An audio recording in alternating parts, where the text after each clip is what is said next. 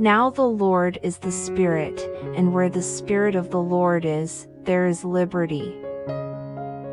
Now may the God of hope fill you with all joy and peace in believing, that you may abound in hope by the power of the Holy Spirit. Or do you not know that your body is the temple of the Holy Spirit who is in you, whom you have from God, and you are not your own? For you were bought at a price, therefore glorify God in your body and in your spirit, which are God's. And I will pray the Father, and he will give you another helper, that he may abide with you forever.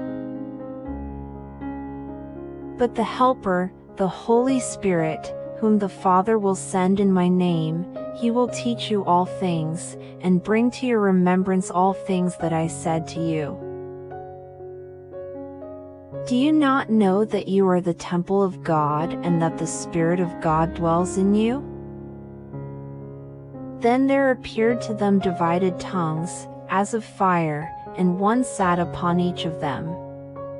And they were all filled with the Holy Spirit and began to speak with other tongues, as the Spirit gave them utterance.